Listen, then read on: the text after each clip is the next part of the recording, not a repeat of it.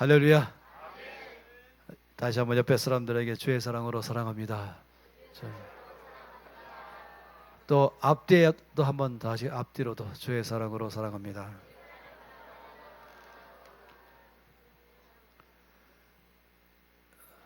이제 오늘 밤까지 우리가 이 시간들을 갖고 있습니다. 전날 밤부터 어제까지 3일 동안 말씀하신 내용들을 여러분이 기억을 하실 거예요. 오늘 밤에는 또 말씀드린 것처럼 이제 은사 중에서 방언에 관한 은사만 말씀을 드리고, 그리고 바로 이어서 함께 주 앞에 나가서 전심으로 기도하기로 결정을 했습니다. 여러분이 전체 말씀을 한번 다시 기억하신다면 처음에 베드로의 삶의 그 간증이 바로 나의 간증입니다 하는 것이었죠. 내 마음으로 원했지만, 내가 주를 사랑함으로 주를 섬기지만, 또 헌신됐기 때문에 또 열심을 가지고 주를 섬기지만은 나의 삶에는 정말 어이가 없게도 내가 원하지 않는 것을 행하는 삶을 살아가는 것이 갖고 있는 가장 큰 갈등이죠. 그런 가운데서 알게 된 것은 내 속에 선을 행하기를 원하지만 선을 행할 능력 자체가 없다는 사실을 보았습니다. 그것은 마치 돌배나무가 참배를 맺으려고 애를 쓰는 것과 똑같다라고 말씀을 드렸어요. 그건 불가능하다. 이것을 다른 면으로 말씀드릴 때에 만유인력의 법칙으로 말씀드렸습니다. 이 중정의 법칙. 땅으로 떨어질 때 떨어지지 않으려고 아무리 애를 써봐도 애를 쓰는 것 자체는 정말로 속수무책이죠. 그냥 땅으로 떨어지는 것입니다. 그래서 바울은 성령으로 고백하기를 이 사망의 몸 이렇게 말했습니다. 나 자신에 대해서 아주 절망에 들어가는 것, 이것은 소망의 출발입니다. 그때부터 하나님의 은혜가 임하기 시작하는 것입니다. 나 자신이 사망의 몸인 줄 알 때에 그때 우리는 아주 갈급해지죠. 그때 우리는 간절해집니다. 저는 정말로 말씀드린 것처럼 평생 동안에 이거에 대해서 절대로 잊지 않기를 늘 바라는 것이, 참 사람이 너무나 교만해가지고 사실임에도 불구하고 모른다는 것이, 자꾸만 조금만 또 숨 좀 쉴만 하면은 또 지 힘으로 살아가려고 그러고, 숨통이 터지면 또 자기의 능력으로 살아가려고 그러고, 자꾸만 자기를 내세우려고 그러고, 그런 일을 할 때마다 다시 주께서 우리를 또 끝없이 주의 은혜 안으로 이끌어 가시죠. 실패하게 하신 하나님 아세요? 하나님은 우리를 실패하게도 하십니다. 그리고 광야라고 말하기도 하죠. 광야 생활을 해보셔서 그렇게 생각합니다. 광야와 사막의 차이 아세요? 광야와 사막의 차이는 4천간입니다. 강우량에 의해서 결정됩니다. 그리고 거기에 풀이 얼마큼 있느냐에 따라서 결정합니다. 그리고 모래의 숫자에 따라서 결정합니다. 그래서 강우량이 적고 풀이 없고 모래가 많으면 사막이고, 조금 그래도 거기에 돌도 있고 흙도 있고 그리고 약간의 풀도 있고 그리고 약간의 물이 비가 내리면은 그다음에 이제 광야라고 말합니다. 조 목사님은 둘 다 가보셨죠? 광야도 가보시고 사막도 가보시고. 사막 안 가보셨어요? 제가 20대 초에 어느 강사가 와서 사막을 한 번도 안 가본 사람 손들라 할 때 제가 제1착으로 손들었어요. 제가 뭐 떠오르는 사막은 고비 사막과 사하라 사막이었습니다. 근데 말씀 듣다 보니까 광야더라고요. 그게 사막이라고 하는데, 다시 말해 영적인 사막, 광야. 성경에서 말씀드린 것처럼 사막이다 광야다 사실은 거의 차이가 없어요. 그리고 이제 광야가 뭔지를 경험하는데, 광야가 여러 개가 있어요. 바란 광야도 있고 또 미디안 광야도 있고 시내 광야도 있고. 그래서 광야 생활을 한번 끝나면 졸업한 줄 알았더니 바란 광야였던 걸 알았어요. 그 다음에 바로 시내선 광야, 시내 광야로 가는 것이. 이만하면 이제 고생하고 은혜 가운데 들어갔다 싶었더니 다시 또 미디안 광야로 또 이끌어 가신 거예요. 그래서 광야를 몇 번 통과해야 되는 것이죠. 하나님 나라의 가장 헌신된 사람에게 주는 박사학위가 DD 학위입니다. DD라는 것은 보통 이제 Doctor of Divinity, 주는 것인데 그게 아니고 Doctor of Desert, 그러니까 사막 광야 박사학위이죠. 저는 이 고비 사막은 여러 차례 갔습니다. 몽골에 있기 때문에 그렇죠. 그 고비 사막을 사막 한가운데 도시들이 쭉 있을 때에 그 도시들을 방문하면서 또 거기에 크리스찬들을 만나기도 하고 그런 시간들로 가졌습니다. 그러다가 제 평생의 가장 큰 소망이 뭐였냐면은 사하라 사막을 보는 것이었습니다. 사하라 사막은 지구촌 끝에 있습니다. 지구 전체에서 맨 동쪽 끝은 대한민국, 맨 서쪽 끝은 사하라. 사하라가 있는 웨스턴 사하라 또 옆에 그냥 모리타니아 지난번에 갔다 왔습니다. 얼마나 사막이 큰지 8시간 가도 사막이에요. 그리고 사막 위를 그냥 차로 달렸습니다. 그러면서 제가 이 그림을 여러분 보여드리면 마음이 어려울 것 같아서 전 그러긴 하지만 그런 사막에 가 있으면서 다시 한번 하나님의 은혜를 또 생각해보는 시간 가졌었죠. 우리가 그런 가운데 들어갈 때 비로소 겸손해집니다. 물도 없고 길도 없고 거기는 사람이 살 만한 어떤 안정도 없는 것이 바로 사막이죠. 그런 광야, 거긴 또 위험하기도 합니다. 또 낮과 밤의 온도가 너무너무 심한 곳에 그런 곳에서 지나와야 이제 다시금 갈급해지고 간절해지죠. 그러면 다시 주인을 구하고 내 힘으로 살던 것 다 회개하고 내 경험으로 살던 것 회개하고 오직 성령 앞에 나갈 때 또 은혜가 주어지는 것입니다. 우리는 그 말씀을 보면서 성령 임하시면 권능을 받고 이것을 어제 내내 보았습니다. 그 권능은 두나미스라고 말하는 헬라어인데 이것이 가장 잘 이 뜻을 그냥 두나미스 그러면 능력 이렇게 말하죠. 이 뜻을 가장 잘 설명하고 있는 단어가 다이나믹스 그리고 다이너마이트 두 가지를 보았습니다. 어떤 것인지는 여러분에게 너무 머리에 쏙 들어가도록 축구공으로 말씀드렸습니다. 그래서 바람 빠진 축구공과 바람이 꽉 찬 축구공의 차이가 얼마나 큰지를 말씀드렸죠. 영향을 쉽게 받는 사람, 영향을 전혀 받지 않는 사람, 그리고 마지막에는 영향을 주는 사람. 이것이 바로 성경 말씀 가운데서 이제 다이나믹한 삶을 사는 것과 역동적인 내면의 강한 힘, 다이너마이트는 내면에 있는 것이 아니라 나에게 주셔서 이것을 사용해서 내 힘으로 할 수 없는 이것을 해나가도록 하게 하는 것, 돌파케 하는 것이죠. 다이너마이트는 돌파력, 다이나믹은 활력. 그래서 내한테 활기찬 삶, 이 두 가지는 우리 삶의 증인의 삶의 필수 요소다. 그런 말씀을 드렸습니다. 어떻게 받는가에 대해서 아까도 또 우리 전도사님이 찬양 인도하시면서 언급한 것처럼 무엇이든지 기도하고 구한 것은 받은 줄로 믿어라. 그리하면 그대로 되리라. 말씀을 어제 보았습니다. 그러면서 이제 이 다이나믹과 다이너마이트에서 볼 때에 갖고는 강력한 것은 바로 이 다이나믹한 삶의 가장 성령께서 역사하시는 것은 성령의 열매 9가지가 내 삶에서 드러나는 것이다. 다이너마이트는 이거는 성령의 은사라고 말하죠. 은사라는 말 자체가 여러분 아시죠? 그거는 영적인 선물 이렇게 쓰는 것입니다. Spiritual gift, 카리스마라고 말한 것, 나에게 없는데 나에게 주신 바 된 것. 그래서 이제 은사라는 말로 쓰고 있어요. 그 영적인 선물이죠. 영어 성경은 은사라는 말을 항상 spiritual gift 이렇게 말하고 있어요. 영적인 선물. 위로부터 나에게 주셔서 외적인 능력 가져서 돌파케 하는 것, 이 말씀을 드렸습니다. 그래서 성령의 열매 9가지, 성령의 은사 9가지 말씀을 드렸죠. 이것을 우리가 받게 되는 것입니다. 성령께서 내 안에 역사하실 때 이것이 내 안에서 나오는 것입니다. 그런데 한 가지 여러분 아실 것은 뭐냐면 한꺼번에 다 폭발적으로 나오진 않아요.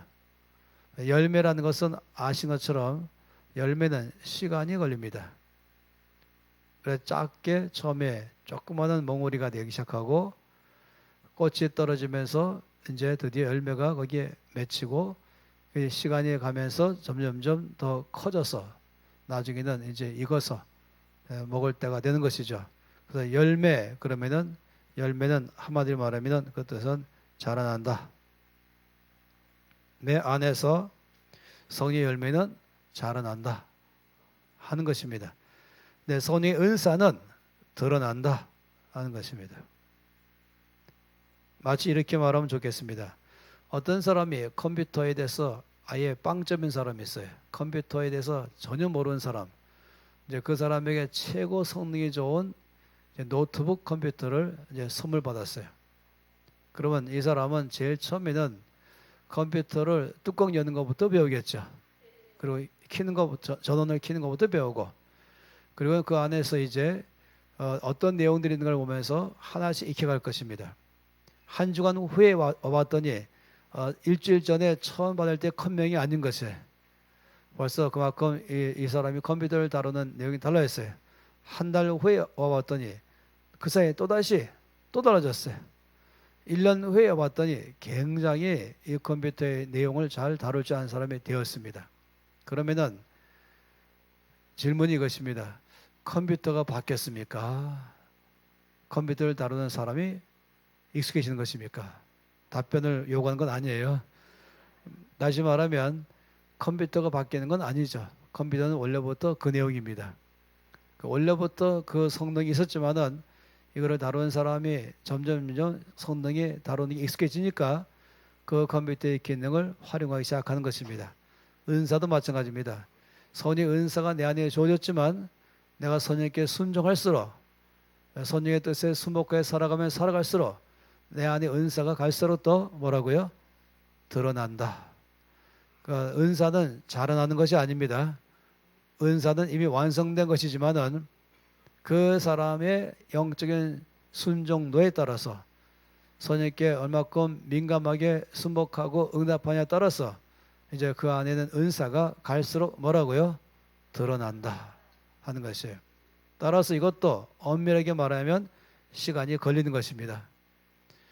선의 열매와 선의 은사는 시간이 걸린다. 그런데 둘 다 중요한 것은 이 은사나 열매는 둘 다 성령인 것이에요. 다시 말하면 내 힘으로 변화된 것도 아니고 내 힘으로 능력이 많은 것이 아니라 선생님께 순복하면 순복할수록 내 안에 선생님께서 나를 통하여 역사하시면서 나의 삶에서 갈수록 열매가 더 자라나기 시작하고 나에게 주신받은 은사가 갈수록 더 드러나기 시작한다 하는 것입니다. 그걸 기억하시면 참 좋겠습니다. 내 속에 열매가 많이 있기를 위해서 밤새 철야기도 한다. 특별 안수기도 받는다. 효과가 거의 없습니다. 아시죠? 이것은 시간을 요구하는 것이에요. 그렇지만 이런 건 있어요. 선의 열매가 자라나는 속도와 선의 은사가 드러나는 속도가 사람마다 다르다 하는 것입니다. 그 다르다는 그 기준은 어디냐면은 그 사람의 똑똑함이 있는 것이 아니라 그 사람이 얼마만큼 성령께 순복하는가, 얼마만큼 날마다 성령께 항복하는가, 여기에 따라서 달라지는 것입니다. 성령의 충만함을 받으라 라고 말씀했죠. 에베소서 5장 18절 말씀을 잘 아시죠? 술 취하지 말라 이는 방탕한 것이니 그리고 오직 성령으로 충만함을 받으라. 여기 충만함을 받으라 라고 말하는 이 플레레레라고 말하는 이 뜻은 마치 뭐와 같으냐면은 여러분의 이 핸드폰을 하루 종일 쓰면은 저녁에 집에 가면은 대체로 어떻게 하십니까? 충전시키죠. 그래야 내일 또 쓸 수 있기 때문에 그렇습니다. 그래서 충전시켜야 쓰는 것처럼 날마다 이 충전이란 말은 그냥 충전이 아니잖아요. 어딘가는 파워가 있으면 그 파워에 꽂아가지고 줄로 이어서 배터리 안으로 전원이 충전돼 갈 때에 그때 이제 전화기로 쓸 수 있는 것이죠. 마찬가지로 능력의 근원은 하나님이십니다. 하나님과 나 사이에 줄이 연결돼서 바로 배터리인 나에게 하나님의 능력으로 충전돼야 되는 것이에요. 하나님과 나 사이에 그러면 줄이 연결돼야 되는 것입니다. 그 연결되는 그 줄을 뭐라고 말하냐면은 기도다라고 말한 것입니다. 기도는 하나님과 나 사이에 연결되는 것이에요. 그리고 그 기도하는 동안에는 충전 중인 것입니다. 여러분이 너무너무 급해가지고 충전을 5분만 시켰어요. 그리고 나가서 썼어요. 어떻습니까? 곧 다 떨어져 버렸어요. 충분하게 충전시킨다. 그래야 넉넉히 쓰는 것입니다. 마찬가지로 주 앞에 충분히 기도한다. 얼마큼 기도할 것인가는 다 달라요. 기도에 얼마큼 하는 게 정상이냐? 그건 절대로 어떤 정상이라고 말할 수는 없습니다. 각 사람에 따라 다릅니다. 2살짜리 아이가 먹는 양과 7살짜리와 20살짜리가 먹는 양이 다르듯이 각 사람은 자기의 활동 양에 따라서 사역의 범위에 따라서 기도를 더 많이 해낼 사람이 필요하고 그리고 기도를 아직까지 어린 사람은 조금에도 충전되어 버린 것입니다. 제가 주님께 여쭤본 적이 있습니다. 왜냐하면 제가 이제 전화기를 여러분과 저는 많이 썼잖아요. 전화를 쓸 때마다 옛날부터 가장 큰 관심거리는 이 배터리 용량이 좀 컸으면 좋겠다. 한 번 충전해서 좀 오래 쓰면 좋겠다. 그래서 사실은 모든 이 전자에서는 배터리를 양을 작게 하면서도 한 번 충전하면 오래 쓸 수 있게 하면서도 또 동시에 열도 나지 않게 하는 그런 배터리를 만들어내는 것이 늘 자들의 큰 숙제인 것입니다. 그래서 주님께 여쭤봤어요. 주님, 한 번 기도하면은 얼마큼 쓸 수 있도록 좀 할 수 있겠습니까? 주님 전능하시기 때문에 제가 한 번 기도하면은 일주일간 쓸 수 있게 하시면 참 좋겠습니다. 월요일 아침에 기도하면은 일주일 동안 기도 안 해도 늘 충만해 가지고 쓸 수 있는 거 말입니다. 아니면 주님의 능력으로는 한 번 충전시키면은 한 달간도 쓸 수 있지 않을까라고 여쭤봤어요. 주께서 한마디로 아주 단호하게 말씀하기를 내가 주는 충전 용량은 길어야 하루다 했어요. 더 업그레이드할 마음이 계십니까? 없다. 그래서 매일마다 기도하라. 날마다 기도하라. 또 항상 기도에 힘써라. 그래서 주께서 우리 가운데 이 선의 열매가 갈수록 더 자라나고 선의 은사가 갈수록 더 드러나게 하는 그 사람들의 그 시간적 차이가 발생한다면 얼마만큼 자주 기도하는가, 얼마만큼 저 앞에 엎드리는가, 얼마만큼 무릎 꿇고 있는가, 이거에 따라서 달라진다는 것입니다. 그 무릎 기도하지 않는다 이 말은 뭐냐면 내 힘으로 또 살아간다, 또 내 능력으로 살아간다 하는 것이죠. 그래서 기도하는 것, 그래서 항상 기도하기 힘쓰는 것이에요. 그래서 쉬지 말고 기도하라 라고 말씀을 했습니다. 그 말은 뭐 숨을 쉬는 것처럼 기도하라 말한 것이 아니라 기도가 매일마다 기도하고, 예를 들어서 쉬지 말고 밥 먹으라 이 말은 아침 점심 보통 이걸 그렇게 말 안 하고 끼니를 거르지 말라 이렇게 말한 것처럼 기도도 끼니를 거르지 말라는 얘기나 또 쉬지 말고 기도하라는 얘기나 기도에 힘쓰라는 얘기나 같은 것입니다. 기도를 처음에 할 때는 참 어려워요. 근데 이제 꾸준히 기도하고 나니까 한 10년쯤 꾸준히 기도한 사람은 11년째보다는 기도 생활이 자동적이다. 조 목사님 맞습니까? 아닌 것 같습니까? 아니면 아니고요. 기면 기지면 같습니까? 제가 제일 싫어하는 단어가 같습니다. 뭐 느낍니다. 이런 아주 애매모호한 단어. 성경 그런 단어 없어요. 기다 아니다 하는 거죠. 일단 눈치가 빨라야 돼요. 왜냐면 기도에 항상 힘쓰라 한 걸 보니까 아무리 기도 생활을 오래 해도 언제나 자동적이 되지 않는다. 그죠? 한 40년간 기도 생활해도 또 41년째 돼도 여전히 힘써야 됩니다. 그건 참으로 중요하죠. 그건 힘쓸 수 있는 이유는 그 안에 갈급하고 간절하고 목마르고 겸손해야만 힘쓰게 되는 것입니다. 사람이 아세요?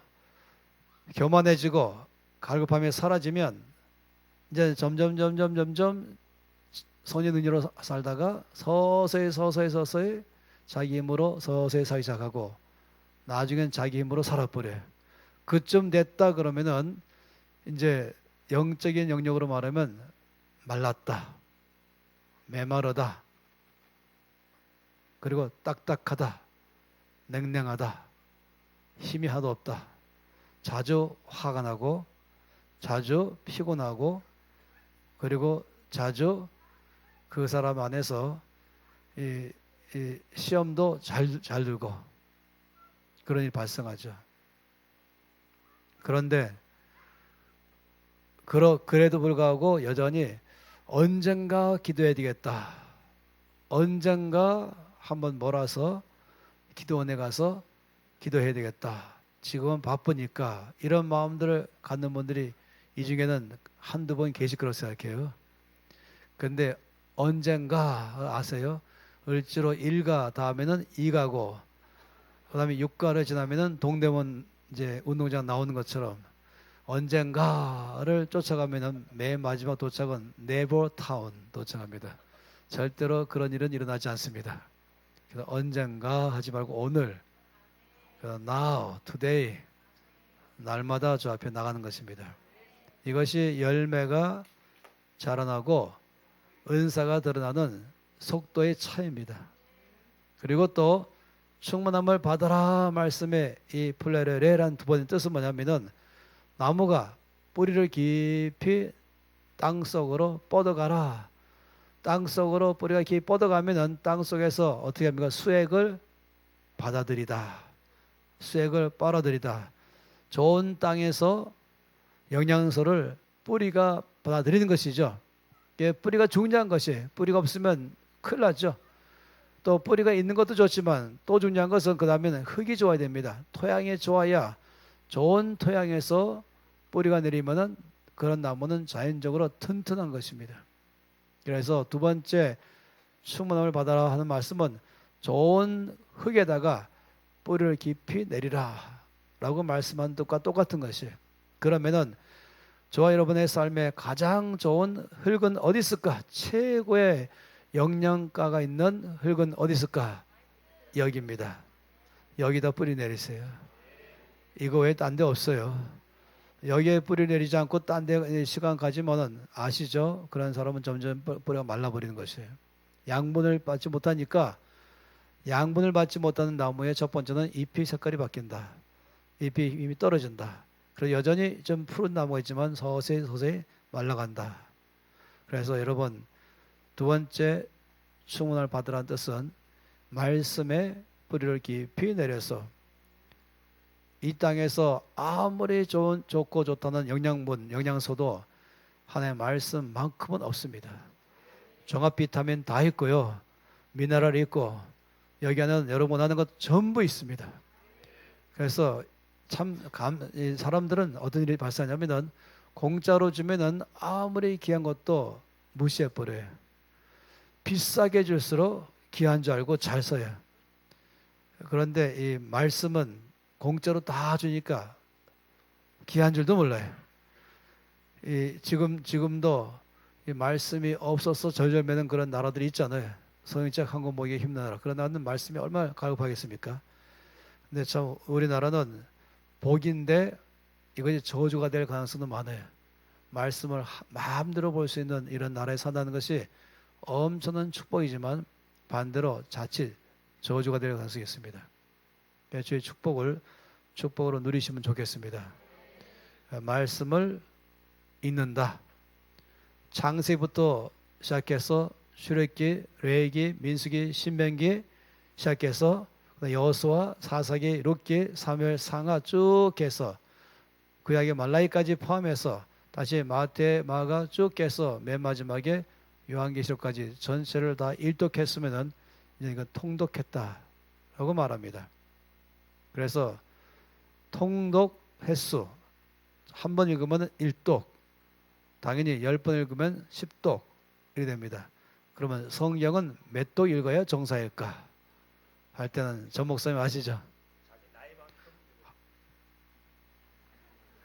자기 나이만큼 읽어야 됩니다. 틀렸어요. 소연자매님은 나이에 30배요. 그럼 안 되고 불가능하게 하지 마시고 우리 소연자매님은 자기 나이만큼 읽으면 돼요. 근데 정 목사님은 말씀을 가르치는 선생으로서 자기 나이 2배를 읽어야 되지. 그냥 이 땅에서 영향 미션 사람으로 살기 위해서는 자기 나이만큼 읽으시고 말씀을 늘 연구해서 온 성도로 하여금 이 땅에서 말씀대로 살아가도록 가르치는 사람은 자기 나이의 2배다 하는 것입니다. 아시죠? 제 막내 아시죠? 목사님 제 막내 요셉이가 한 번은 그 부부하고 제가 차 마시면서 요셉아 성경 몇 독하는 게 정상이냐? 바로 전 목사님처럼 자기 나이만큼요 자신 있다 그 자기는 지금 31살인데 제가 그래서 호통을 쳤어요. 아직도 정신 못 차리고 있냐? 너는 지금 말씀을 가르치는 사역자로서 어찌 네가 자기 나이만큼 읽겠다고 계획을 세웠냐? 자기 나이 2배는 미니멈 리콰이먼트 최소한이죠. 정 목사님이 올해 21살이니까 42도까지만 하면 되실 것 같아요. 그죠? 아마 가까이 가신 것 같아요. 전 중학교 1학년 때부터 결정 내리기를 구약 8장과 신약 석장 읽지 않으면 공부하지 않기로 결정했습니다. 그래서 매일마다 공부했습니다. 그러면 1년에 3독 반 하게 됩니다. 10년이면 35독 합니다. 20년이면 70독 하게 됩니다. 40년이면 140독 하게 됩니다. 저는 지금 300독째를 향해 가고 있어요. 근데 제가 소망은 죽기 전에 600독 하고 죽는 것입니다. 주님 나라 갈 일이 지금 살아온 날보다 죽게 갈 날이 더 가까워지고 있지만 그래 급해지고 언제 가야 600독 딱 마치고 주 앞에 할렐루야 상 받기 위해서 참 잘했어요 하고 이마에 꽉 지켜 바라는데 어쨌든 제가 지금 말한 것은 정 목사님 기준하지 말고 모두가 뭐라고요? 성경은 자기 나이만큼은 통독한다. 여러분의 나이가 지금 현재 19살이시니까 이제 계획을 잘 세우시기 바랍니다. 그래서 제가 말씀 관통 100일 통독 책을 썼어요. 협박에 의해서 썼습니다. 초신자들이 말하기를 말씀을 읽는데 너무 포인트를 잡아줘서 참 도움이 됩니다. 목회자들이 또 말하기를 초신자 인 줄 알았더니 목회자인 저에게 말씀을 이해하는데 엄청 도움이 돼서 고맙습니다. 무슨 말인지 아시죠? 그 책의 내용을 말하는 것입니다. 그래서 여러분들이 정말로 두 가지 이 손의 열매와 손의 은사가 자라나고 드러날 수 있는 그 속도는 사람마다 다른데 거의 가장 관건은 얼마만큼 충전시키느냐 얼마만큼 수액을 빨아들이냐에 따라서 결정된다. 두 가지는 뭐라고요? 기도와 말씀인 것입니다. 여러분은 어떤 의무적으로 하실 것도 아닙니다. 여러분은 당연하게 하는 것입니다. 아주 당연시. 그래서 날마다 기도하는 것, 날마다 말씀 얻는 것, 당연시. 거룩한 비전교회에 계신 모든 성도님들의 목표는 성경은 자기 나이만큼 읽는다. 그리고 기도는 적어도 하루에 1시간 이상씩 한다.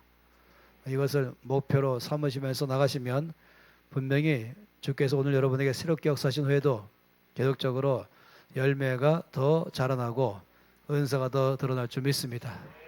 그러나 만일에 여러분이 이미 실험해 보셨겠지만은 기도를 게을리하고 말씀을 먹는 것을 소리한다면 점점 메말라진다. 점점 딱딱해진다. 점점 더 내 속에는 강팍해진다 하는 것이 그건 여러분이 굳이 제가 설명 안 드려도 이해가 될 거라고 생각합니다. 더 이상 그러면 안 되는 것이죠. 여기까지 말씀을 드려서 일단은 제가 AS까지 끝냈습니다. 앞으로 발생할 수 있는 것 해결책을 미리 다 드렸습니다. 성령의 충만함을 계속해서 받으라. 이 뜻이에요. 원래 원어는 한 번만 받는 것이 아니라 반복해서 받으라. 더 심하게 그 말씀의 뜻은 뭐냐면 be being filled with the Holy Spirit. 다시 말하면 항상 성령 충만한 가운데 머물러 있어라. 이런 뜻이죠. 원래 뜻이 그것입니다. 하만만 받는 것이 아니라 우리가 충전시키다는 말씀을 여러분이 잘 아시는 것처럼 그 뿌리를 좋은 땅에다가 깊이 내려서 수액을 날마다 받아들여야 되는 것을 아신 것처럼 우리는 자라나야 되고 드러나야 됩니다.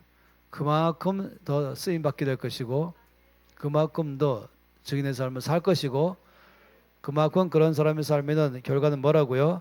그런 삶에는 여기 나오는 것처럼 다이나믹한 삶과 다이나마이트를 가진 자의 삶으로 폭발적인 삶 그리고 또 역동적인 삶을 살게 될 것입니다.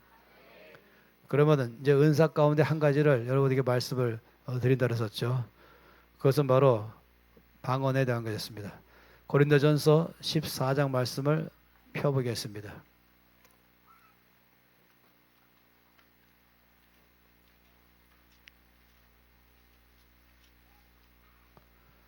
고린도전서 14장 말씀 2절과 3절 말씀 함께 읽겠습니다. 방언을 말하는 자는 사람에게 하지 아니하고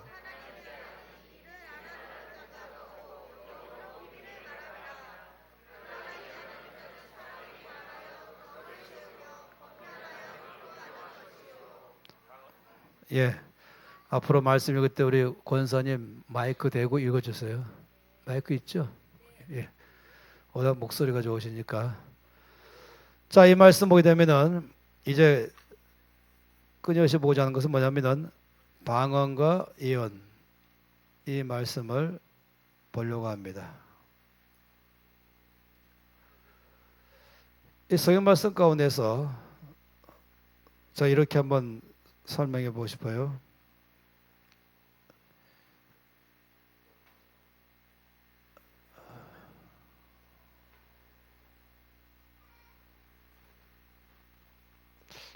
왜 그랬지?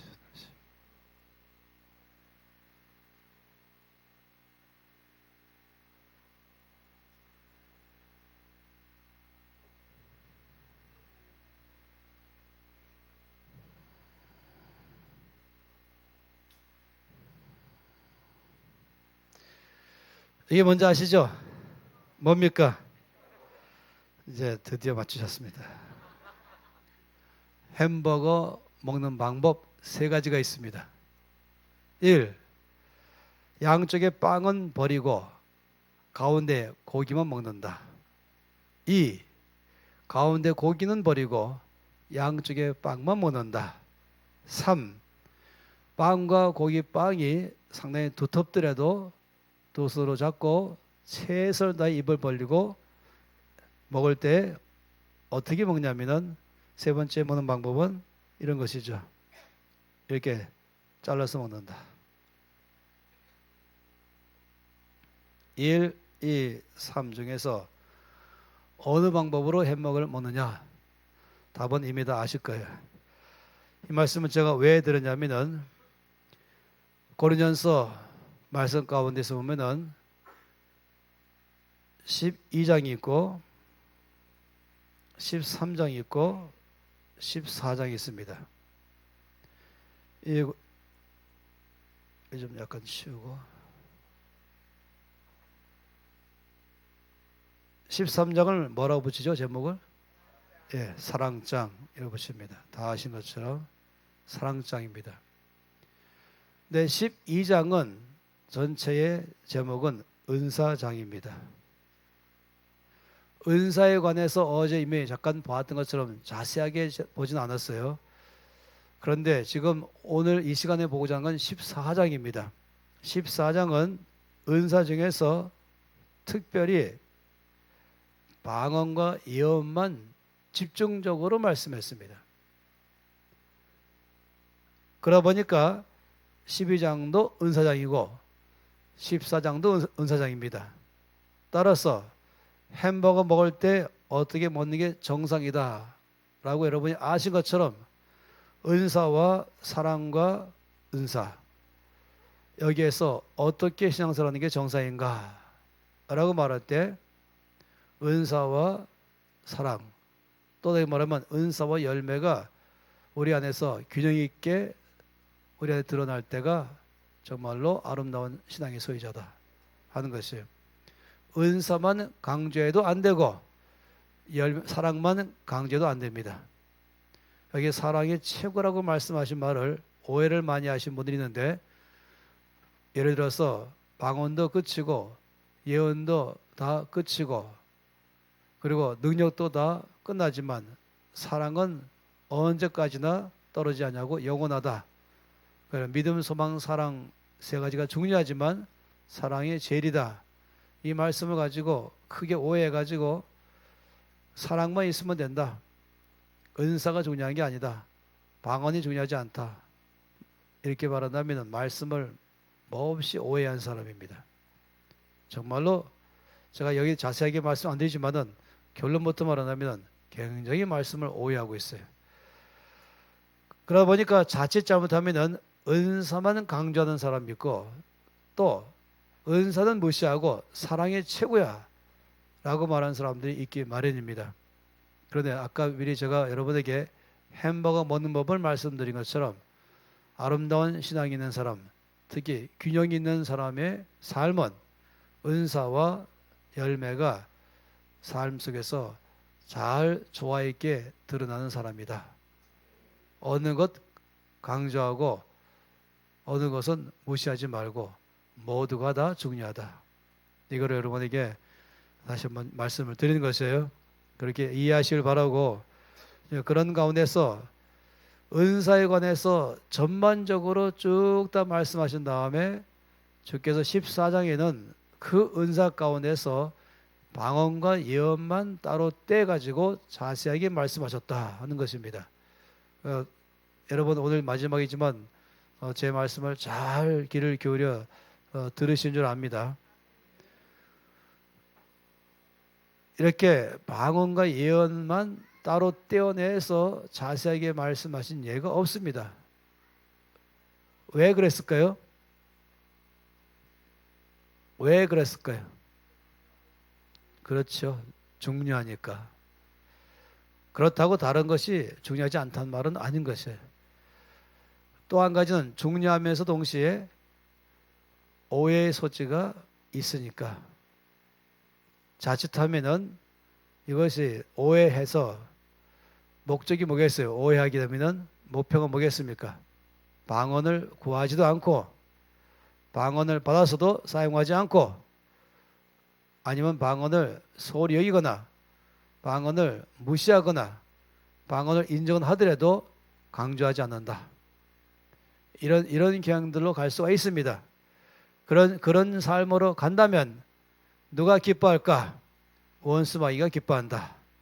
여러분이 방언 기도를 구하지 않는 한은 원수마귀는 잠 잘 잘 수 있어요. 편안하게. 방언 받더라도 받은 다음에 한 번만 사용하고 그동안 한 번도 사용하지 않으신 분 계시다면 기뻐하세요. 원수마귀가 기뻐할 것입니다. 여러분 때문에 축배를 줄 것입니다. 아예 방언을 갖다가 필요 없다라고 말하는 사람이 있다면 지옥의 원국에서 훈장받을 사람들입니다. 제가 이렇게 말하면 이제 혹시 화가 날지 모르겠었던 사람들은 왜냐하면 그런 사람이 있거든요. 아주 제가 너무 심하게 말한 것 같기도 하고 제가 누구 한 거 좀 원수 매일 것 같기도 한데 그러면은 제가 그런 교회도 자라났었죠. 제가 자라난 교회가 그런 교회에 있었습니다. 그런데 방언을 하긴 하되 하루에 하는 날도 있고 어느 날은 하지 않는 날도 있다. 이것 또한 참으로 어렵습니다. 제가 영혼의 의사로서 사람과 상담만 해봐도 청진기 안 돼도 증상을 다 알 수가 있잖아요. 뭐 때로 얼굴만 보거나 말한 거 봐도 알 수 있는 것처럼 말입니다. 걸어 들어간 봐도 알 수 있지 않습니까? 아주 노련한 의사라면은 그냥 얼굴만 봐도 말투만 들어도 표정만 봐도 그리고 자세를 봐도 그 사람의 건강의 정도를 대체로 파악할 수가 있는 것입니다. 제가 이렇게 물어보죠. 방언하십니까? 답변이 필요 없어요. 이런 경우에 저만 노대 적기를 심각한 중증 환자다. 거의 이거는 치료하려면 상당한 치료 시간을 요구함. 특별 관리가 필요한 환자임. 방언하십니까? 예, 합니다. 그러면 지금도 하십니까? 아니요. 했다 다 그냥 더 이상 안 했어요. 그러면 제가 적어놓기를 치료가 필요한 중증 환자다. 방언하십니까? 예, 합니다. 날만 얼마 구하십니까? 글쎄요. 하는 날도 있고 안 하는 날도 있습니다. 그러면 적어놓기를 중증 환자다. 하십니까? 예, 합니다. 날마다 하십니까? 예, 합니다. 얼마큼 할까요? 글쎄 하루에 한 2, 3번 합니다. 그러면은 중경증 환자다. 합니까? 방언합니다. 얼마입니까? 글쎄 한 10분 정도 하는 것 같아요. 그러면 경증 환자다. 제가 뭘 말하는지 아시죠? 여러분이 저를 보고 너무 심하다 할지 모르겠어요. 근데 저희 모든 기준은 말씀에서 나온 것이지. 그리고 말씀에 따라서 제 삶을 살아온 결과를 가지고 말한 것이고 또 다른 사람들을 보면서 말한 것이고 의학적으로 말하면 임상실험을 거친 것입니다. 그걸 말씀을 드린 것이에요. 뭐 한두 번 임상실험이 아니라 수천 명, 수만 명을 통감해서 저 개인의 삶에도 말한다면 40년 훨씬 넘을 동안에 저 개인의 삶의 경험을 통해서도 포함해서 말씀을 드리는 것입니다. 그만큼 중요한 문제예요. 자, 그러면 이제 읽었던 말씀을 보세요. 2절과 3절 말씀을 보세요.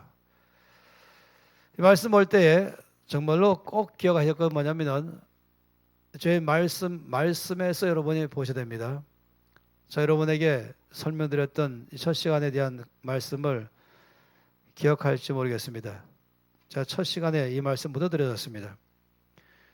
어떤 종류의 사람인가? 첫 번째 사람은 체험 중심의 사람인데 이 사람은 자기가 체험하면서 말씀에서 있지만 자기 체험하는 것 안에서 말씀을 잘라버리는 사람. 두 번째 사람은 체험한 것을 강조하는데 말씀에 없는 것까지 붙이는 사람. 둘 다 위험하다. 첫 번째 사람은 대체로 보수주의자가 많이 그렇다. 아주 신앙생활을 오래 하는 교회. 대체로 이런 교회는 냉랭하고 딱딱하다. 두 번째 교회는 열정도 있고 뜨겁다. 그런데 두 번째 신앙사람에는 자주 빨리 식는다. 빨리 뜨거워지고 빨리 식는다. 그래서 냄비뚜껑 같은 신앙이다. 이게 두 번째 신앙이에요. 둘 다 체험만 항상 생각하는 거예요. 자기가 하던 체험이 최고로 생각해서. 정상적인 사람이라면 세 번째, 언제나 말씀을 먼저 대하고 말씀을 액면 그대로 믿고 말씀하신 바가 내 삶에서 늘 경험되도록 조합이 나가는 사람, 건강하고 견고한 사람인 것이죠. 그렇기 때문에 이 성령 강의할 때 물론 이 거룩한 빛 비전교회는 워낙 우리 김 목사님이 여러분을 잘 양육하시니까 세 번째 사람일 거라고 제가 예상합니다만은 그래도 혹시라도 이게 온 지 1년도 안 된 사람이라면 아직 익숙하지 않아 갖고 옛날 자기 경험 따라간 사람이 있을 수 있거든요. 사람들이 자기가 어떤 영적 배경 속에서 성장했는가에 따라서 좀 천차만별이 많이 있을 수 있는 것입니다. 제가 제일 이런 면에서 대화하기가 어려운 사람은 누구냐면 초신자가 아니고 목회자입니다. 죄송합니다. 아는 게 많다고 너무 굳어가지고 자기 생각에 꽉 차갖고 제가 볼 때는 감히 말할 때 1번과 2번으로 가는 목회자가 너무 많이 있다는 것이 아니 특히 1번을 많이 가고 있어요. 신학을 하는 것이 독이 될 수 있어요. 안타깝게도 약이 돼야 되는데 참 그런 바른 신학이 필요한 때와 있죠. 이제 다시금 돌아가서 이것을 염두에 두시면서 말씀하신 바를 액면 그대로 받아들이는 것이 얼마나 중요한가 하는 것이 자기 경험과 자기 생각을 위해서 말씀을 해석하지 말라는 것이에요. 제가 왜 그러냐면 열심히 설명에도 불구하고 끝난 다음에 와서 또 질문 또 해요. 분명히 설명해 준 것. 못 알아들어서가 아니라 안 받아들이겠다 이 말이지. 말씀하신 바가 못 알아듣는 것이 아니라 알아듣겠는데 저는 그렇게 생각하지 않아요, 이거죠. 그런 분이 항상 있어요. 이 교회는 없길 바랍니다. 바라건대. 자, 2절 말씀 보세요. 그렇다면은 이제 길게 설명했는데, 방언을 말하는 자는 사람에게 하지 아니하고 하나님께 한다. 자, 그러면 방언은 사람이 하나님께 하는 것입니다. 3절 말씀에 그러나 예언하는 자는 사람에게 말한다. 다시 말하면 하나님께서 예언하는 자를 사용하셔서 사람에게 말한다. 이것이 첫째 방언과 예언의 큰 차이입니다. 이거 한 가지만 이해만 끝나도 다 끝나요. 방언은 뭐라고요? 사람이 하나님께 말하는 것이다. 예언은 하나님이 사람에게 말씀하는 것이다. 방언은 말하는 자가 사람이요 듣는 이는 하나님이십니다. 예언은 말씀하시는 분은 하나님이시요 듣는 자는 사람인 것입니다. 이것이 먼저 중요한 것이에요. 그러면서 2절 말씀에 방언을 말한 자는 사람에게 하지 아니하고 하나님께 하나니 이는 알아듣는 자가 없고 영으로 비밀을 말한다. 예, 방언으로 말한다. 이 말은 영으로 말한다. 이렇게 말하고 있어요. 성경에서는 말한다와 기도한다가 똑같은 거 아시죠? 하나님께 말한다. 하나님께 기도한다. 절대 틀린 말이 아니에요. 똑같은 의미죠. 저는 기도한다보다도 말하는 말을 더 좋아합니다. 그냥 기도한다 그러면 자꾸만 어떤 종교적 행위로 생각하기 때문에 그런 것이에요. 말한다 그러면 인격적 관계를 말하죠. 그래서 방언은 사람이 하나님께 말하는 것이다. 그런데 알아듣는 자가 없다. 왜냐하면 그 영어로 비밀을 말하기 때문이다. 오직 하나님만 알아들으신다 하는 것입니다. 이게 참 중요한 일이에요. 그러면 이 정의에 의한다면은 방언 기도하는 사람은 자기의 방언 기도의 내용을 알아듣지 못한다 이것이에요. 이 정의를 절대 잊지 마세요. 방언 토닉의 은사가 있는 사람은 자기의 방언의 기도 내용을 알아듣는다 모르는가? 못 알아듣는다. 아시죠? 알아들을 때가 따로 있어요. 방언 토닉의 은사가 있는 사람이 옆에 사람이 방언 기도하고 있을 때 저절로 다 들린다. 아니 못 들린다. 못 알아듣는다. 이것을 여러분이 꼭 아시기 바랍니다. 아주 애매하게 해갖고 스스로 굉장히 어떤 신비하고 아니 신비라기보다도 신비적 아니면 무슨 베일에 쌓인 것처럼 그래서 추측과 상상을 마음대로 하는 실제로 하는 사람은 전혀 그렇지 않은데 모르게 그럴 수 있는 것이죠. 분명한 사실은 방언은 영으로 비밀을 하나님께 말하고 하나님은 알아듣는다. 기도하는 자기 자신도 자기의 기도 내용을 못 알아듣는다 하는 것이에요. 그러나 예언은 당연히 알 수 있는 것처럼 사람에게 말씀하기 때문에 듣는 자 사람이 알아듣는다. 이것이 방언과 예언의 큰 차이가 되는 것이에요. 그래서 알아듣지 못하고 알아듣는다. 물론 하나님은 당연히 아시지만 이건 지금 사람의 편에서 말씀을 드리는 것이에요. 그러면서 3절 말씀에 예언하는 자는 사람에게 말하여 세 가지 덕을 세우며 건면하며 위로하는 것이다. 이것은 다시 말하면 하나님께로부터 온 예언의 특징은 세 가지다. 하나님이 예언했다. 어떤 예언의 은사를 통해서 내가 예언을 들었다 할 때 이 예언이 하나님께로부터 온 예언인가 아닌가를 알 수 있는 방법은 그 예언의 내용은 세 가지 중에 들어간다. 덕을 세우는 것이다. 건면하는 것이다. 또 위로하는 것이다. 덕을 세운다란 말은 뭐냐면은 빌드업인 것이 나를 건축되게 해준다. 그 다음에 두 번째 건면하는 것은 encourage 나를 용기를 준다.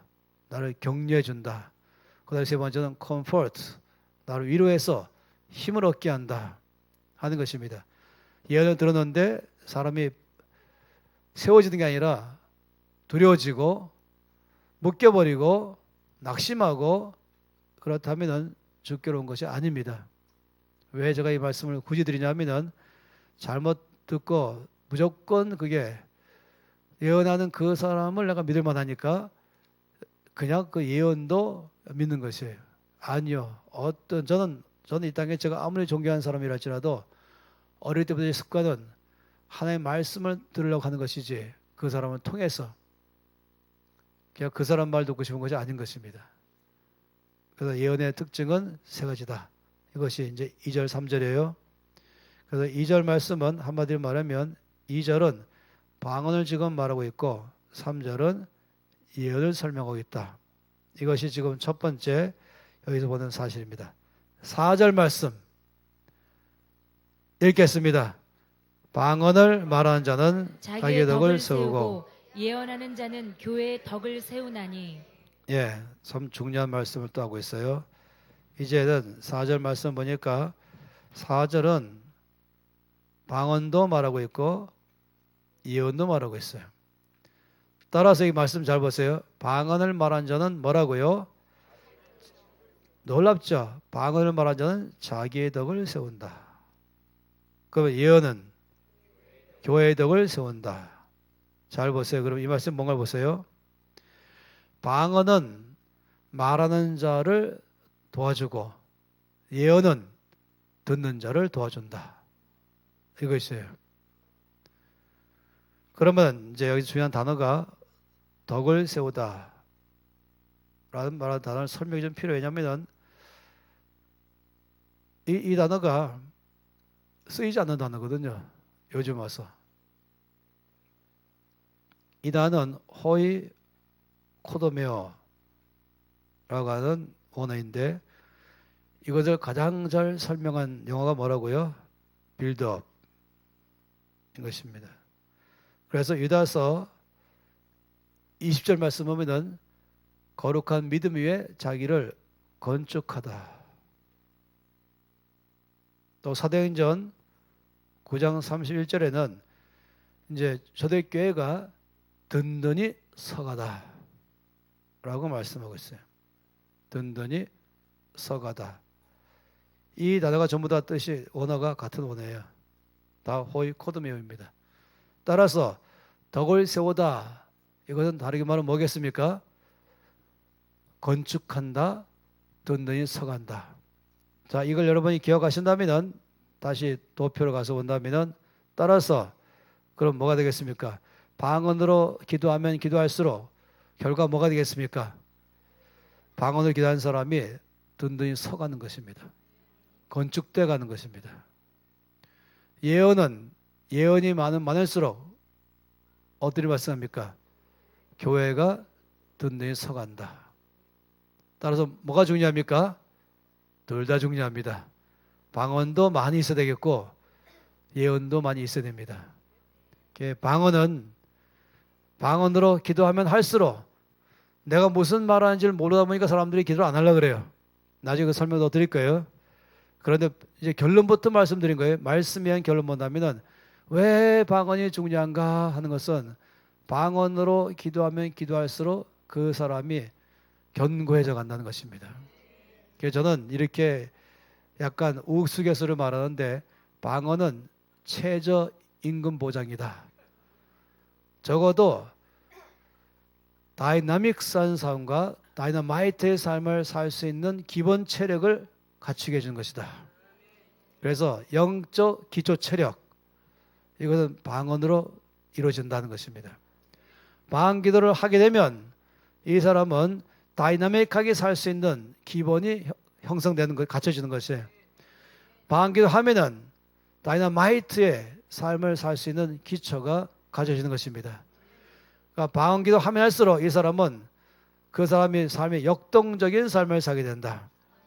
방언 기도 하면 할수록 이 사람은 폭발적인 삶을 살게 된다. 방언 기도 할수록 이 사람은 외부의 환경에 영향받지 않는 내면의 강한 힘을 갖게 된다.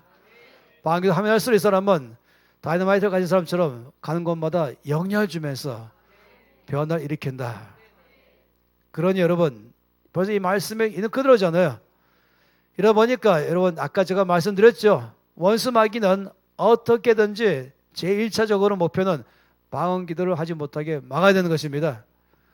방언 기도를 한다는 것은 곧 그 사람을 견고하게 서가게 하기 때문에 그 말은 다르게 말하면 이 사람은 역동적인 삶을 살게 되고 폭발적인 삶을 삶으로 이것은 하나님 나라가 확장돼 가는 것이고, 하나님 나라가 확장돼 간다 이 말은 다른 나라는 축소돼 가는 것입니다.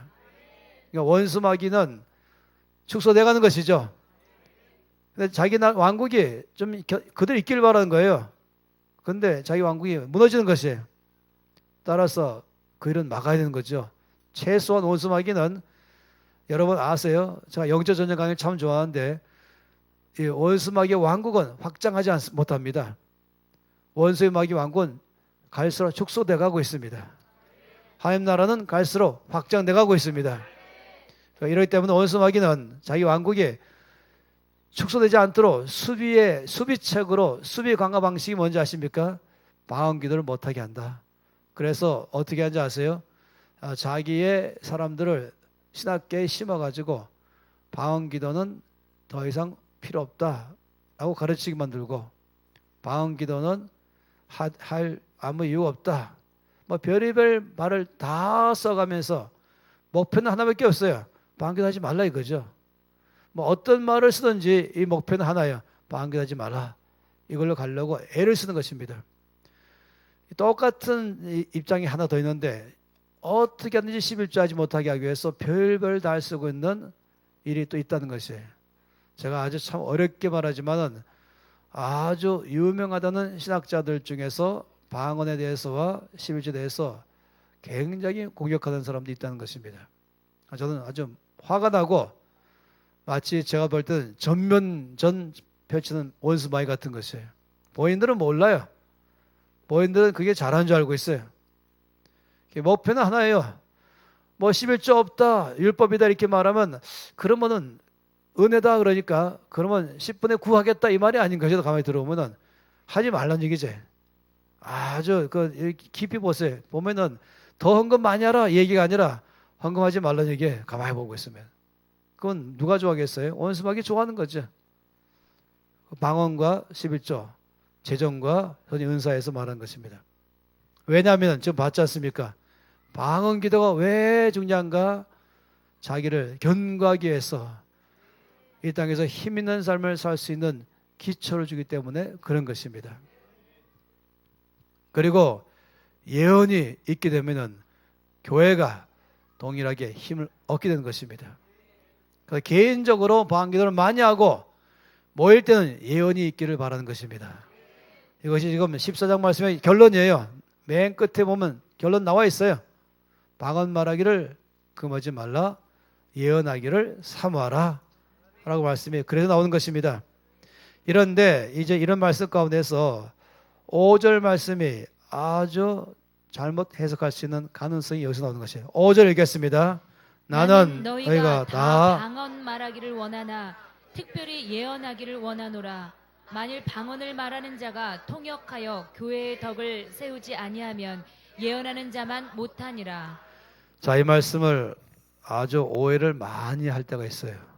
이 5절 말씀을 보면은 난 너희가 다 방언 말하기를 원하나 특별히 예언하기를 원하노라. 이 말씀은 절대 그런 의미는 아니죠. 방언은 중요하지 않고 예언만 중요하다. 이 말은 절대 아닙니다. 이 말씀은 문장을 둘로 나눠도 아무 상관이 없어요. 이렇게 나는 너희가 다 방언 말하기를 원한다. 그 자체로도 그 되는 거예요. 난 너희가 다 방언 말하기를 원한다. 그런데 특별히 예언하기를 원한다. 이 말씀은 여기에 나오는 중요한 내용은 방언은 무시하고 예언을 강조한다. 이 뜻이 전혀 아니에요. 이 말씀은 예언을 강조하는 것뿐이지 방언을 무시한 건 절대 아니라는 것입니다. 그런 다음에 이렇게 말했어요. 만일 방언을 말한 자가 통역하여 교회의 덕을 세우지 아니하면 예언하는 자만 못하니라. 이 말씀을 가지고 이렇게 말하는 사람이 있어요. 당신 방언 기도하십니까? 예, 합니다. 방언 내용 알아들을 수 있습니까? 모릅니다. 그러면은 예언하는 자 못하죠. 이렇게 말하고 있어요. 참으로 놀라운 것이에요. 그런데 이 말씀 여러분 아세요? 방언을 말한 자가, 제 말씀 잘 읽어보세요. 말씀을 잘 들으시면 제 말씀 들어보세요. 방언을 말한 자가 통역하여 뭐라고요? 교회 덕을 세우라 이 말이에요. 그 칠판 보세요. 교회 덕을 세운 건 뭡니까? 예언입니다. 따라서 이 5절 말씀은 여기 있는 게 아니라 여기 있는 것이에요. 다시 말하면 누가 방언을 말할 때 이 방언에 통역이 따라오므로 뭐가 되겠습니까? 예언으로 바뀌어서 결과적으로 교회의 덕을 세우는 것입니다. 이 의미를 말씀하는 것이에요. 이 5절 말씀이 왼쪽에 들어가면 엉켜버립니다. 실타래가 엉키는 것처럼 엉켜버려요. 다시 말하면 이것이죠. 개인적으로 기도할 때나 통성 기도할 때나 방 기도를 한다면 그게 어디에? 왼쪽이에요. 아시죠? 왼쪽 편이에요. 그런데 우리 예배를 드리다가 주께서 우리 가운데 하실 말씀이 계실 때에 두 가지 형태로 말씀하시면, 아니 세 가지로 말씀하지만 일단 이면은 두 가지예요. 하나는 바로 예언이 나오는 것입니다. 그냥 바로 한국말 하는 사람들이라면 한국말로 예언이 나와버리는 것이에요. 그런데 또 한 가지는 주께서 예언하는 사람을 통해서 말씀하시기 예언이죠. 또 한 경우는 방언 말하는 사람에게 주께서 전체 합이 방언으로 말하라 할 때는 반드시 거기는 뭐가 따라오라고요? 통역이 따라와야 되는 것입니다. 그러면 뭐가 된다고요? 예언으로 바뀌어서 결과적으로 교회의 덕을 세우는 것입니다. 따라서 5절 말씀은 뭘 말하냐면은 고린도 교회가 예배 중에서 누가 방언으로 말해요. 혼자 하나님께 기도하는 그 방언 말고 전체에게 말하는 것이에요. 그런데 통역이 없는 거예요. 그러면 예언한 자만 못하니라. 그래서 뭘 말하냐면 방언하지 말라는 의미가 아니라 방언을 통역을 통해 잘 써라 이 말이죠. 방언 사용하는 방법을 말한 것이에요. 그래서 제가 지금 말씀드리는 이 오른쪽에 있는 예언으로 잘 설명을 못한 이유가 뭐냐면은 그런 경우를 못 봐서 그런 거예요. 그런 경우들을 저는 그런 경우를 많이 봤습니다. 미국에 갔을 때도 또 뉴질랜드에 갔을 때도 주일날 제가 어떤 교회들을 예배를 참석하면 가장 부흥하는 교회, 가장 존경받는 목회자가 목회하는 교회, 이런 교회들을 제가 가면 당연히 주일날 낄 때는 그런 교회 가지 않겠어요? 아주 모처럼 가는데 그래 그런 교회 갔을 때 다 경험한 건 뭐냐면 정말 전심으로 예배드린 다음에 아주 오래전 얘기죠. 이 앞에 차인팀만 서 있어요. 요즘은 그런 교회 많이 있지 않습니까? 저 위에 의자를 놓고 앉아 있지 않고 요즘 많은 교회들은 다 아래에 있다고 올라가죠. 요즘 그 서구에는 이미 그렇게 되어 있었어요. 그래서 예배 드리는데 이 앞에 저 의자가 없는 거예요. 모두 우리나라는 거기 설교자, 뭐 사회자, 기도하는 사람 다 여기 앉아 있지만 제가 처음에 인상 깊은 것은 이 90년대 미국 갔을 때에 요즘은 다 그런 교회가 뭐 거의 대부분이지만은 이 앞에 팀이 꽉 차가지고 예배 딱 끝나고 그 유명한 목사님이 어딘가에 앉아 있다가 올라가더라고요. 계단으로 1, 2, 3 올라가면서 설교하려고 딱 나가는데 방언이 나오는 것이에요. 회중 가운데서 예배 딱 끝났을 때 선생님께서 어떤 한 사람에게 강하게 방언하라. 방언으로 말한 것이죠. 이때는 하나님께 하는 것이 아니라 회중한테 말한 것이에요. 제가 아주 궁금했어요. 어떻게 교회가 반응하는가. 근데 그 목사님 바로 딱 가자마자 토역하는 것이에요. 그리고 it's just right time. 이 방언의 내용 자체가 통역하면서 나온 내용 자체가 이 교회에 지금 정확하게 필요한 때에 말씀하신 주의 음성입니다. 했던 걸 기억나는 것이 그런 교회 미국의 LA만 해도 여러 교회가 있죠. 또 뉴질랜드에도 여러 교회가 있죠. 한국에는 그런 예배를 드릴 때 그런 교회를 제가 너무 한국에서는 교회를 많이 다니는 경험이 없다 보니까 그걸 못 들은 것 같아요. 그런데 그런 거를 전혀 모르는 사람들은 5절 말씀 볼 때 왼쪽 칸에 저 또 안 보이네. 왼쪽 칸에 넣어줘 버려서 오른쪽 칸에 경험해 본 적이 없으니까 말씀을 아주 오해해가지고 다음부터 방언이 막 엉켜버린 거예요. 2절과 5절 말씀이 서로 상반돼가면서 말입니다. 그래서 다시 말씀드리지만은 5절 말씀은 여기 있는 게 아니라는 것이에요. 이거는 오른쪽에 있는 말씀이라는 것입니다. 저는 제가 예배를 인도하거나 할 때에 10번이면 9번은 제가 방언으로 말합니다. 저희 은사입니다. 그것이. 그리고 통역을 기다리죠. 때로는 저를 통해 통역할 때가 있기도 하고, 그러나 많은 경우는 회중 안에서 그 은사가 있는 사람들이 그 방언을 통역하게 되는 것이에요. 그러면서 모두 가운데 예언의 말씀으로 듣게 되고 결과적으로 교회가 덕을 세우게 되는 것입니다. 그래서 이렇게 여러분이 이해하신다면은 이제 혼란할 수 있는 5절 말씀에 대한 이해가 됐을 거라고 제가 이해됩니다. 할렐루야. 자, 그러면 공중권을 띄어서 몇 가지만 말씀을 더 보기를 원합니다. 12절과 13절 읽겠습니다. 그러므로 너희도 영적인 것을 사모하는 자인즉 교회의 덕을 세우기 위하여 그것이 풍성하기를 구하라. 그리하면 방언을 말하는 자는 통역하기를 기도할지니. 예, 이 말씀에 보면은 12절 말씀에 교회의 덕을 세우기 위하여 그것이 풍성하기를 구하라. 무엇이? 13절 말씀에 그러므로 방언을 말하는 자는 통역하기를 기도하라. 따라서 이제 7, 8을 다시 본다면은 12절과 13절도 여기에 들어가는 것이에요. 교회의 덕.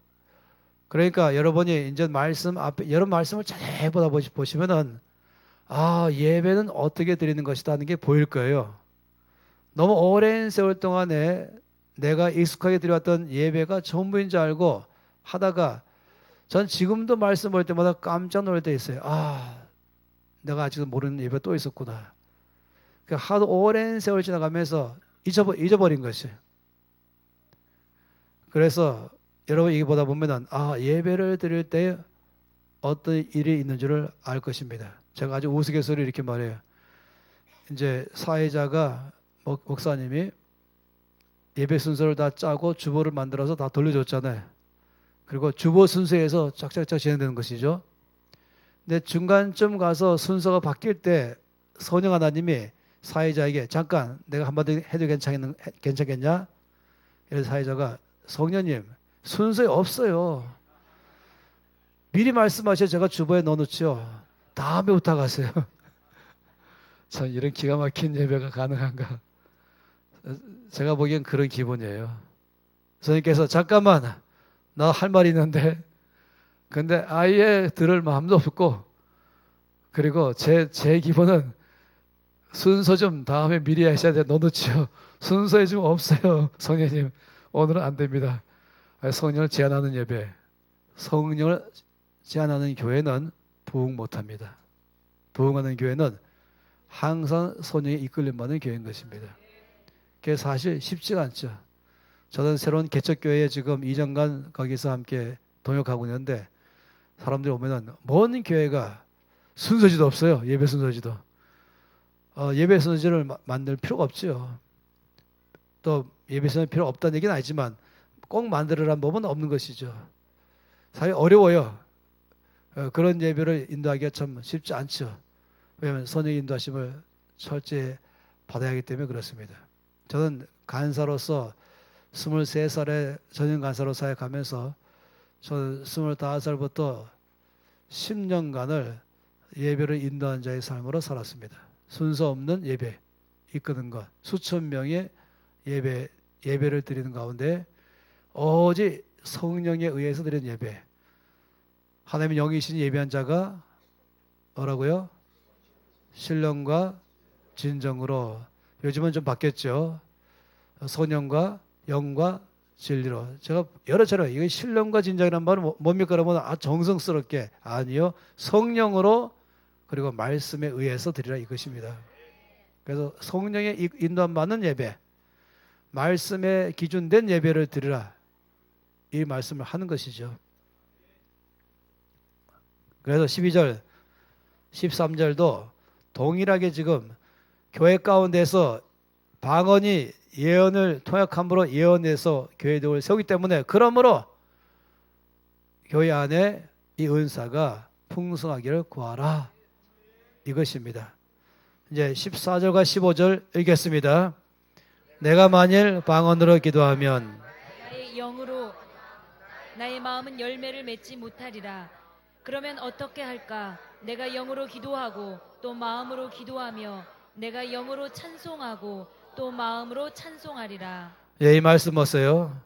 이제는 조금 다른 차원에서 또 말씀하기를 내가 만일 방언으로 기도하면 나의 영이 기도하거니와 나의 마음은 열매를 맺지 못한다. 이 고린도 전서에서 성경에서 특히 신약 성경에서 특히 바울 서신을 우리나라 말로 번역하는 과정에서 보면은 이 영 또는 마음 또 심령 이런 단어들이 굉장히 혼란스럽게 되어 있어요. 잘못하면 굉장히 어렵게 되어 있어요.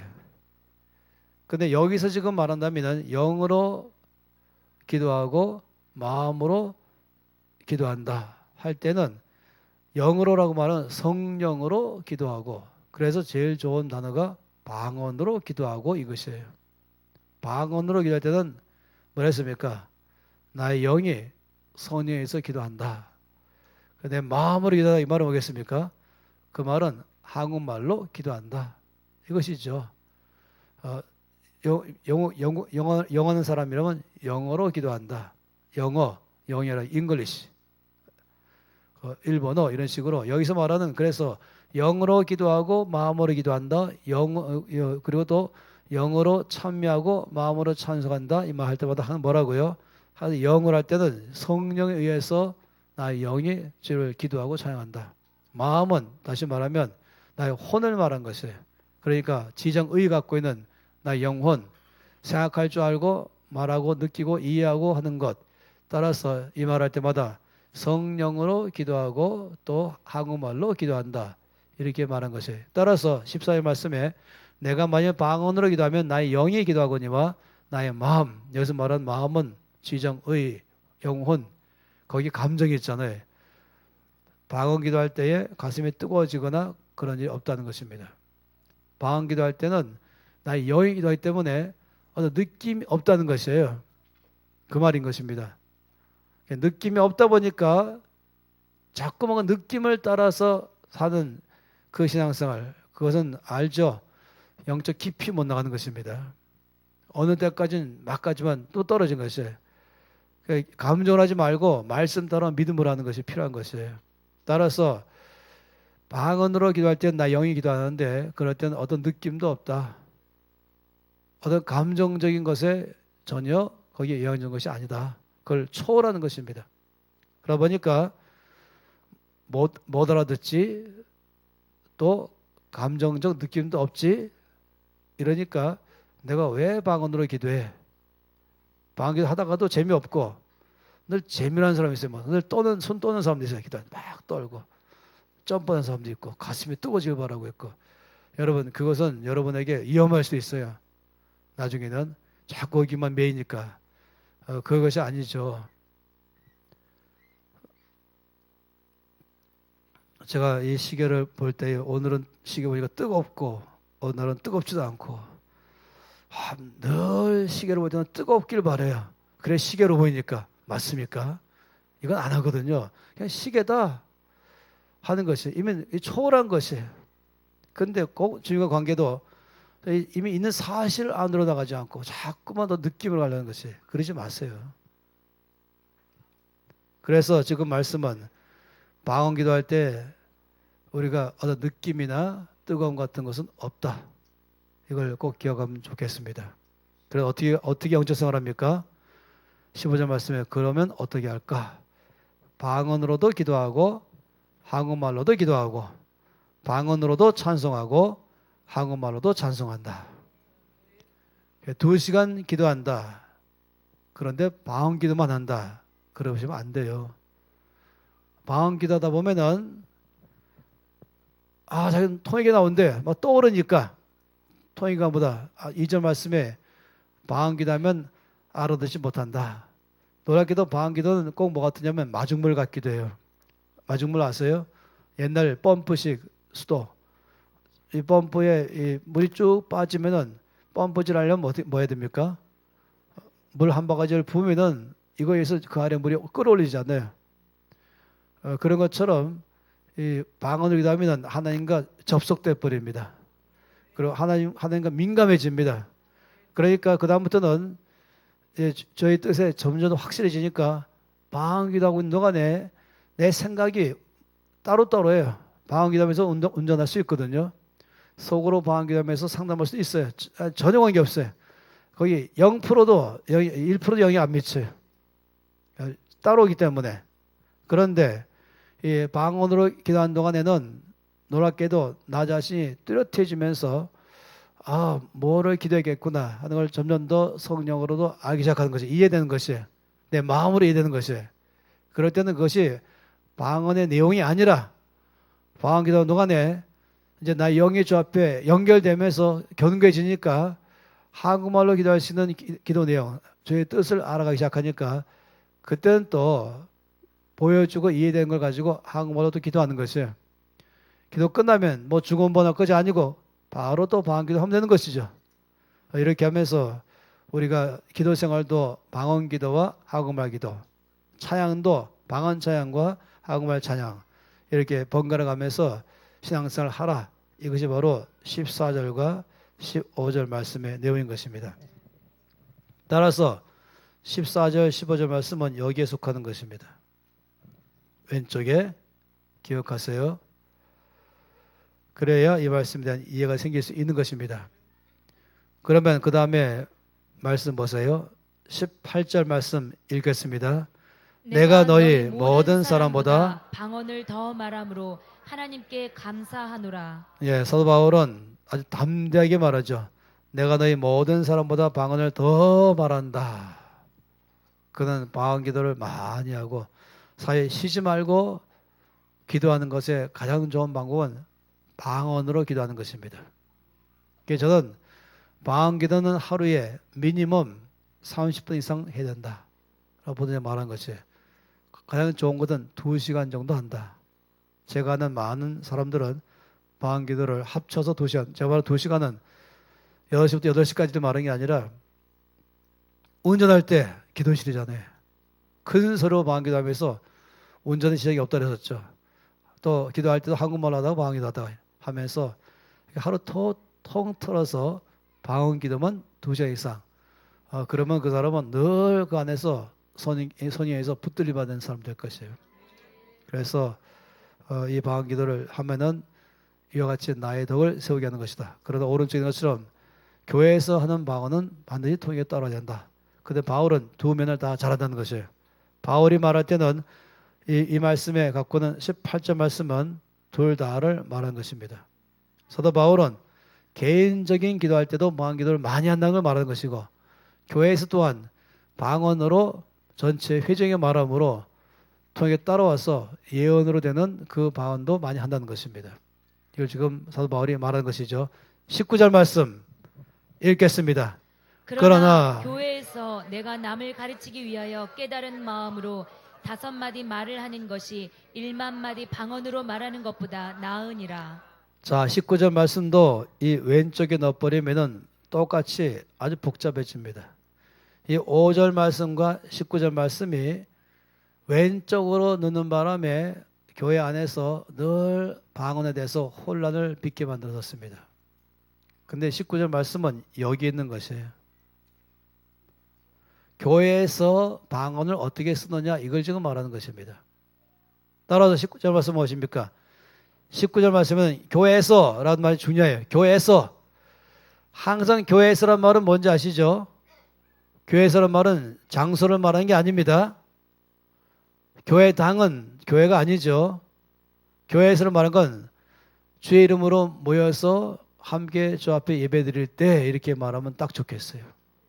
성도가 함께 모여서 예배드릴 때 이렇게 단어를 바꿔도 아마 오늘날의 말로 이해하기 쉬운 것은 바로 그것일 것입니다.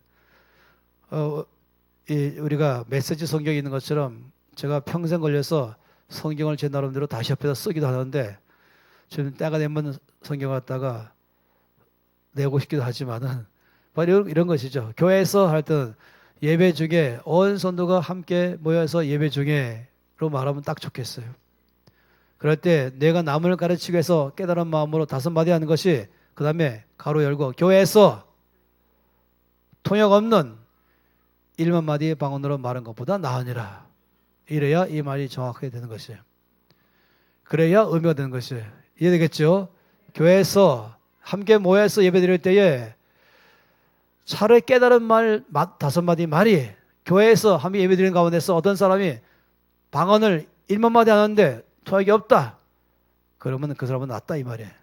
그러니까 5마디, 1만 마디라는 것은 뭘 좀 강조하냐면은 통역이 없는 방은 아무리 많이 말해야 안 된다. 그러므로 반드시 통역에 따라오라 이 말씀하는 것이죠. 딴 얘기 아닌 것이에요. 쉽게 말하면은 교회에서 예배 중에 함께 예배드릴 때는 꼭 통역에 따라오는 방언을 해야 된다. 그래야 이것이 덕을 세운다. 이 말씀을 하는 것이지 여기 내용이 방언 필요 없다 이 말이 아니라 방언을 너무 중요한데 이거를 잘 써야 된다. 이 말씀이 지금 메시지 중심인 것이죠. 그러면 이제 꽁충 떼서 한 가지 말씀 보고 이제 여기 끝날라 그래요. 26절 말씀입니다. 결론인 것입니다. 26절 말씀을 잘 보세요. 함께 읽겠습니다. 그런즉 형제들아 어찌할까 너희가 모일 때에 각각 찬송시도 있으며 가르치는 말씀도 있으며 계시도 있으며 방언도 있으며 통역함도 있나니 모든 것을 덕을 세우기 위하여 하라. 예, 이 말씀 가운데 중요한 것이 뭔지 아시죠? 그런즉 형제들아 어찌할까 너희가 모일 때에 다시 말하면 모여서 함께 예배 드릴 때에 라고 말해도 아무 상관이 없죠. 또는 아까 말씀하라면 교회에서 같은 의미들이에요. 어떻게 한다고요? 찬송도 있고 또 설교도 있고 예언도 있고 방언도 있고 그럴 때는 꼭 방언 통역함도 있어서 모든 것의 목표는 뭐라고요? 덕을 세우기 위하여 하라. 우리 권사님이 아까 찬양 불렀잖아요. 그거는 교회에서 부른 찬양할 때는 뭐가 됩니까? 교회 덕을 세우는 것이 되죠. 하나님께 영광 돌리고 모든 듣는 사람은 은혜가 돼서 격려받고 힘을 얻고 또 용기를 가지고 하는 일이 될 수 있는 것입니다. 그래서 이 26절 말씀은 이 오른쪽에 들어가면서 우리가 함께 예배를 드릴 때에 대한 큰 모범을 지금 말씀을 하고 있는 것입니다. 그러니까 여러분이 이제 이때까지 말씀에 의한 결론으로 26절 말씀 보고 있으면은 여러분이 이제 상상할 수 있을 거예요. 아, 우리가 모일 때마다 예배를 드릴 때에 거기에 어떤 일이 일어나는가 하는 게 보일 것입니다. 우리가 그동안 잘해왔던 것은 찬송이 있고 설교가 있었습니다. 근데 빠진 것은 계시와 방언과 방언 통역 이것이 좀 더 우리가 견고하게 됐으면 참 좋겠다 하는 것입니다. 저는 두 교회를 주일마다 번갈아 가면서 설교하고 있는데요. 한 주는 이쪽 교회 가고 한 주 저쪽 교회 가고 두 교회를 제가 번갈아 설교하고 있어요. 그런데 저희 주일날 오후 2시부터 저희 설교 강의했잖아요.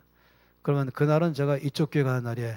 그래서 이제 오전 10시 2부 예배에 설교하고 12시 3부 예배에 설교하고 끝나자마자 바로 일로 왔어요. 그 교회는 제가 처음부터 시작한 교회가 아니고 이미 형성된 교회에 협동 목사로 설교하고 있어요. 그리고 이제 내일 모레 그리고 다음 주는 이쪽 교회 갑니다. 그 교회는 2년 된 교회, 처음부터 개척을 같이 한 교회예요. 거기 안에는 이제 김미진 간사님, 또 남편 정원석 형제님, 저 같이 개척하고 있는 교회입니다. 그 교회는 처음부터 말씀대로 예배를 드리고 있어요. 그래서 거기는 찬양, 또 설교, 그 다음에는 예언, 방언과 방언 통에 따라오는 예언, 이런 일이 거의 매주마다 있는 거죠. 그렇게 해서 주께서 정말로 우리 안에서 물론 모든 것은 순서에 따라서 내가 만든 순서가 아니라 성령의 인도하심을 받으면서 철저하게 예배를 드리기 시작하는 것입니다. 할렐루야. 1년 됐을 때 재작년 7월 달에 시작 개척해서 1년 됐을 때 작년 7월 달에 최초로 한 명의 장로님을 세웠습니다. 자, 오랫동안 교제하면서 이 형제를 꼭 장로로 세웠으면 교회가 참 복을 받겠다 해서 저는 그 한 사람만 세워야 됩니다 했어요. 바로 정원석 장로이죠. 자, 오랫동안 이 경건한 형제를 보면서 양육하면서 정말 교회를 잘 섬기면 좋겠다. 올해가 이제 2년째야. 2년 되니까 교회가 한 250명 정도 되고 있죠. 그래서 이전째는 장로를 2명을 세우겠다 해서 이번 27일 날, 다음 주 주일이죠. 바로 돌아온 주일 날 오후 3시에 이제 임직식을 하게 되면 2주년 맞이하면서 그때 한 명의 장로는 김미진 장로로 세웁니다. 본인은 싫다 해도 왜 그러냐면 저같이 안수기도 하는데 몇 사람이 집사가 왜 안수기도 하냐 해갖고서는 도저히 안 되겠다 이러다가는, 그렇지만 그래서 이번에 김미진 간사님이 장로로 장립을 합니다. 그래서 이제 교회 봉사를 더 잘할 수 있도록 이 시간으로 이번 주일 날 하게 되죠. 그런데 이제 정말로 이 모든 사람들은 참 제가 보기에는 좋은 사람들이에요. 성령으로 예배를 드릴 줄 아는 사람들이어서 그다음 교회가 좋습니다. 그리고 이제 권사님을 최초로 여섯 분을 또 임직합니다. 그런데 몽땅 다 처음부터 사역장로, 사역권사로 명칭했어요. 사역장로예요. 그래서 아예 교회 안에서 사역하는 거죠. 어느 사람은 말씀 사역도 할 수 있고 장로님이지만, 어느 사람은 교회 전체 안에서 또 맡은 바 있는 것이에요.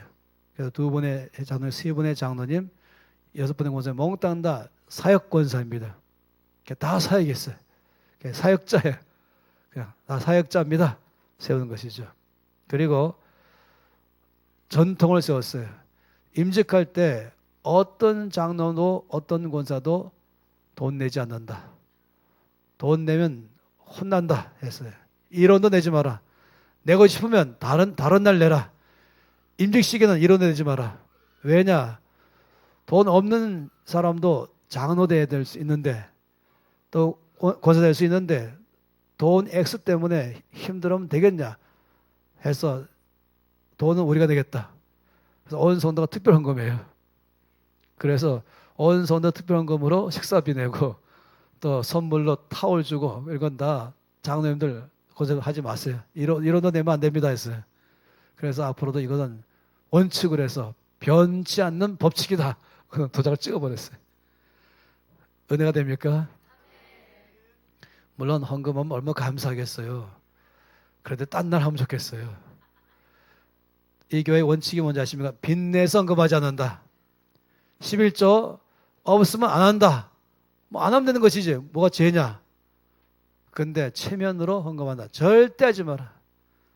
빚내서 헌금하지 않는다.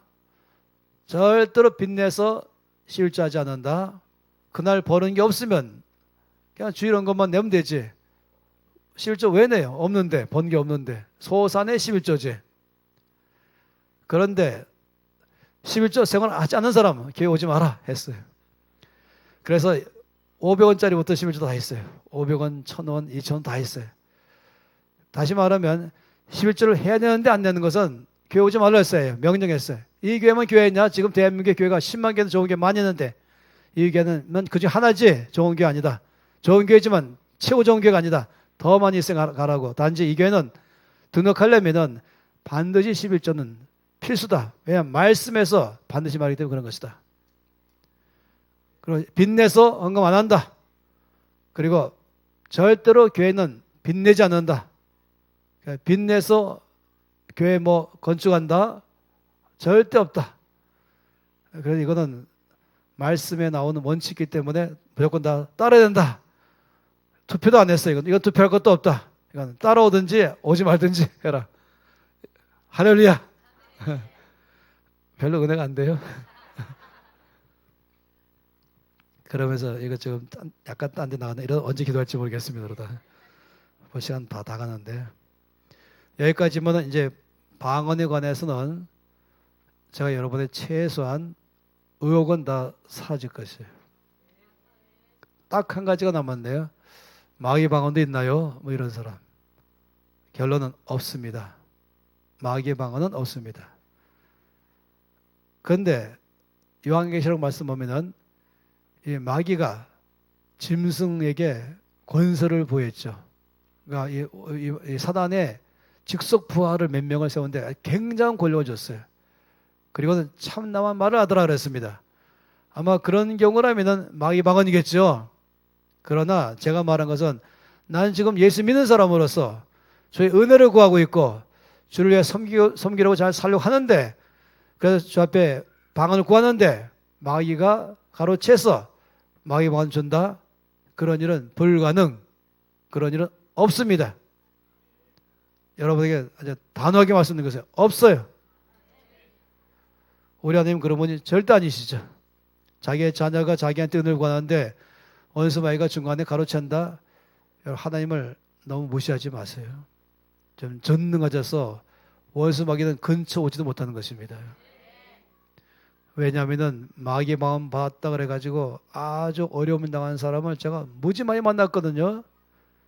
그리고 제가 죄송하지만 한번 방언기도 해보시기 바랍니다 하고는 얼마나 아름다운 방언기도 하시는데, 그 100%다 성령을 주신 은사인데 자꾸 쓸데없는 소리 하는 사람도 있는 것이죠. 근데 이런 경우는 있어요. 교회가 통성기도 하는데 새벽 기도 끝난 다음에 다 기도의 톤이 통성기도 하지만 요만큼의 소리가, 그 어느 사람이 이만큼을 방언기도 하고 있어요. 그건 하지 말라는 거예요. 그렇게 하면 또 안 되죠. 좀 음악이 맞출 줄 알아야 되잖아요. 음악을 리듬을 맞춰야 되잖아요. 불협화음을 하지 말고 화음을 넣어야 되지. 좀 다 요 톤을 가는데 그 여기 톤에 맞는 3도, 5도, 7도 화음을 넣으면 좋은데 불협화음 확 나가버리고 그러면 전체를 갖다 음악으로 말하면 음악을 망쳐버리는 것이에요. 그래서 잘 맞추면서 성령은 모든 것이 이 하모니를 이루는 게 신앙생활의 하모니, 신앙생활의 밸런스, 이것이 바로 아름다운 삶의 소유자인 것입니다. 성령께 이끌림 받는 신앙생활 하세요. 자기 생각대로 막 하지 마시고 자기 감정대로 하지 마시고 성령에 의해서 이끌림 받는 생각, 이끌림 받는 감정, 말씀에 주도하는 삶, 그런 삶을 연습하시기 바랍니다. 이번까지 강의를 다 녹음했죠. 100번 들으세요. 아시죠? 제가 김민관 선생님을 너무 좋아하는 것은 전 제자는 홍성건에게 제자는 한 명밖에 없다 이렇게 말합니다. 왜냐면 사실 수만 명이 있잖아요. 그렇지만은 아이고 김민관 같은 제자가 없어요. 일단 제 강의를 100번 들었어요. 90분짜리 테이프 14개짜리를 100번 들어서 옛날 카세트 너덜너덜해서 재생이 안 되겠다 그러더라고요. 그리고 살아낸 사람이잖아요. 그리고 의리가 있어갖고 어디 가든지 이 강의는 제가 제 스승에게 배운 것입니다 라고 하면서 그렇게 말하면 일단은 100% 다 인정돼 괜찮아요. 그런데 제 강의를 자기 것대로 하려면 꼭 빼고 해야 되잖아요. 그래서 빼는데 김용환 말이 재밌어요. 빼는데 왜 중요한 거 빼냐 이거죠. 제 말 이해됩니까? 의리도 있고 순종하고 말씀 앞에, 그래서 참 그런 제자라면은 둘만한 것입니다. 할렐루야. 말씀 듣고 살아내는 삶, 그리고 말씀을 살아내기 위해서 말씀을 반복해서 듣는 삶, 한 번 듣고 끝내는 것이 아니라 그 말씀 나의 것 되기까지 주 앞에 나가는 사람, 그래서 삶으로 살아낸 사람, 그 다음에 살아낸 다음에 이것으로 말씀을 전하는 사람, 여기에 능력이 나오는 것입니다. 이제 한 가지, 여기까지 해서 방언에 대해서, 예언에 대해서 말씀을 드렸고요. 다시금 이제 기억하실 것은 이것입니다. 우리가 기도할 때에 1, 2, 4, 3으로 하지 말고 1, 2, 3, 4로 하는 것을 기억하시길 바라고, 방언에 관해서 말씀드릴게요. 방언은 토론토 대학의 아주 가장 유명한 언어학자도 그 교수님이 방언에 대해서 녹음해 갖고 분석한 결과 이 땅에 있는 이 8,000개의 언어가 있거든요. 8,000개의 언어와 똑같은 언어다. 그러니까 방언은 언어예요. 일단은 언어. 그러니까 언어의 특징은, 저는 대학에서 공부한 게 독일 문학과 독일 어학, 그래서 도고 동문학, 이게 제 전공 과목 제목입니다. 이게 독일에서 공부하신 분이 계시잖아요. 독일어도 공부하고 독일 문학도 공부했고 어학과 문학을 다 공부했어요. 그러다 보니까 언어학, 음문학, 음성학, 이걸 당연히 공부할 수밖에 없었죠. 따라서 이 언어의 특성은, 말의 특성은 어 말고 글 말고 말.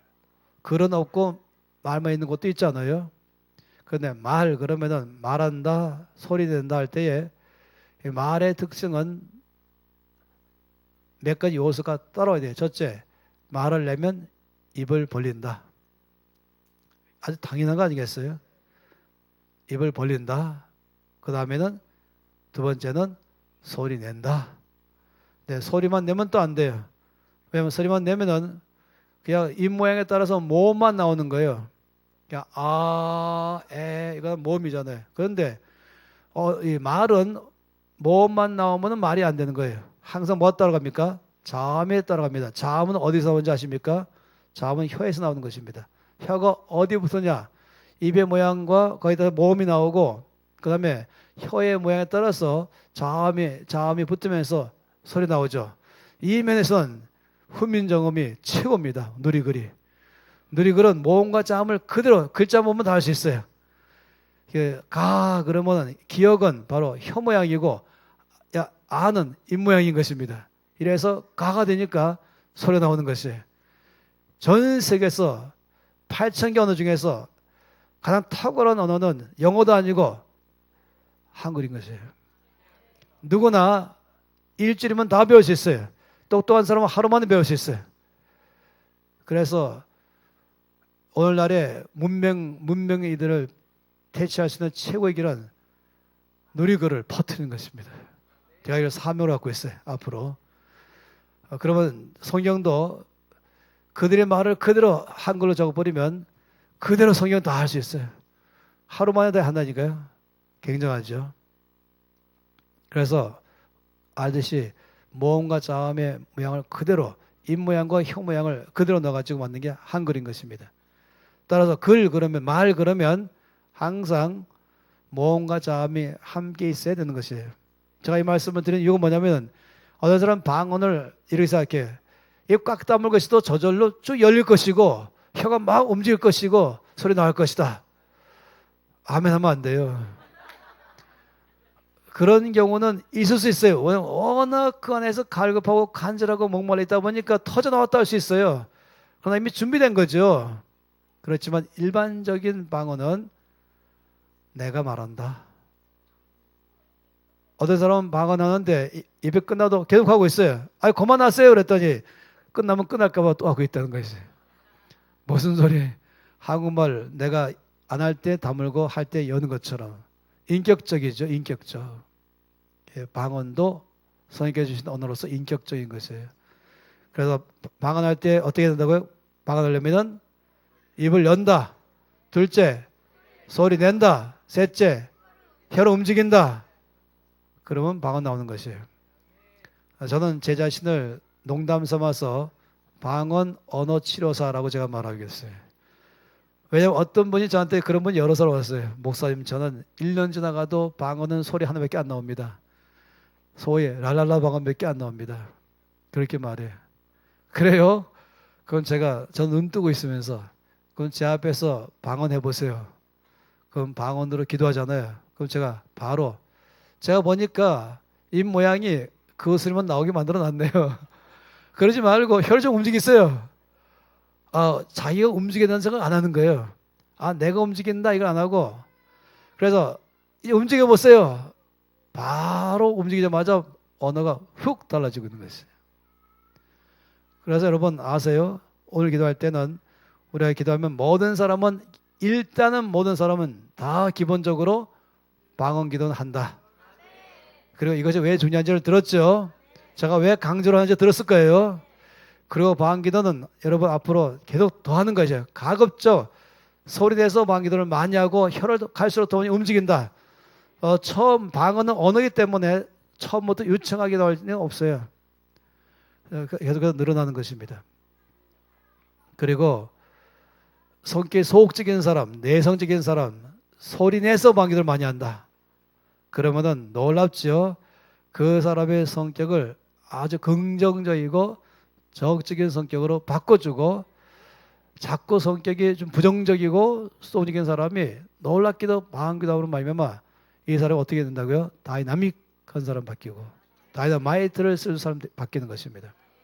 어떤 사람은 내면에 깊은 상처가 있는 바람에 또 우울하고 이 활동이 줄은 사람이 있어요. 열정이 식은 사람, 패션이 없는 사람, 너무 상처가 많아가지고 이 낮은 자존감도 생기고, 이런 사람이 이것을 치료하는 최고의 방법은 뭐냐?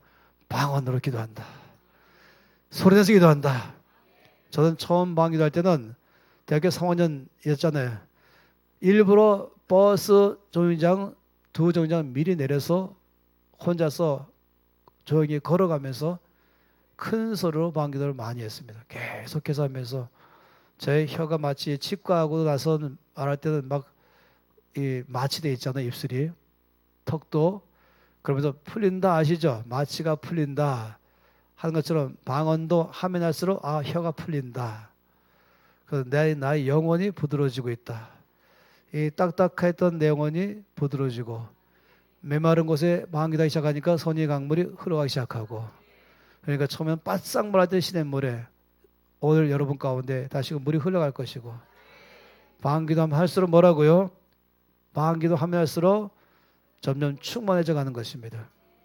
그래서 혀가 풀리고 성격이 풀리고, 너무 또 이 오버하는 사람 있잖아요. 성격이 약간 감정적인 사람, 너무 지나친 감정, 놀랍게도 주께서 또 절제시키겠다 그런 사람, 튜닝을 다 시킨다니까요. 그러면서 아름다운 신앙의 소유자가 되게 하실 것입니다. 어디에 방언할 것인가? 여러분 다 구한 다음에, 우리 중에서 이런 사람이 있어요. 옛날에 했다가 지금 안 한 사람이 어지나 한 명 이상 있더라고요. 왜냐? 방언이 소용이 없다는 말을 언젠가 들은 바람에 그냥 자기도 모르는 사이에 방언이 끝나버렸죠. 또 어떤 사람은 방언기도 하지만 별 할 의무 못 느껴서, 필요성 못 느껴서 하다 안 하는 사람이 있어요. 왜냐하면 내가 알아듣지 못하고 느낌도 없는데 도대체 이 뭔 재미라냐 하다 보니까 안 하는 것이에요. 어떤 사람 하긴 하는데 겨우 조금만 한다. 똑같은 이유로. 그런데 오늘 말씀 듣고 보니까 어떻습니까? 반드시 해야 되겠구나. 많이 해야 되겠구나. 소리에서 많이 기도해야겠구나. 그러면 그럴수록 나 자신이 더 충만해져서, 견고해져서 정말로 주 앞에 쓰임받을 수 있는 기본 체력을 강화시켜 주는 것입니다. 그래야 여러분 아세요? 여러분의 영적 기초 체력이라는 것은 사람마다 다를 수 있죠. 흔히 GMP, 북한의 GMP 80불, 우리는 올라갔죠. 많이 올라갔죠. 한 3천 올라갔지만 우리나라의 GMP 2만 불. 옛날에 우리도 6.25 사변 났을 때는 우리도 GMP가 50불도 안 됐었죠. 이게 평균이라, 평균. 근데 여기 모든 평균이 방언 안 하는 게 평균이면 안 되죠. 여기 모든 평균은 다 방언하는 것이다. 그래서 여러분의 평균은 뭐냐? 여러분 평균은 다이나믹한 삶을 살 수 있는 것, 다이너마이트를 가지고 폭발적으로 사는 것, 역동적인 삶을 사는 것, 폭발적 삶을 사는 것, 이것이 평균이다. 저 위가 아니에요. 평균이다. 그래서 이번 기회에 거룩한 빛 비전교회는 아예 레벨업 시키는 것입니다. 이제까지 수준에서 몇 단계 올라가 버린 것이에요. 그것이 정상으로, 그냥 몽땅 다 그렇게 살면 정상인 것이에요. 그러면 이제 잘할 것도 없고 나도 그냥 정상이네. 그러다가 방언 안 하면 난 비정상이네 돼야 되는 것이에요. 말씀 안 읽고 있네. 비정상이네. 나이만큼 못 읽었네. 이 교회는 비정상이네. 수준 이하네. 이렇게 돼야 되는 것이에요. 그래야 이 교회 이름전 거룩한 빛 비전, 그래서 영향을 주고 변화를 주는 삶으로 살 줄 믿습니다.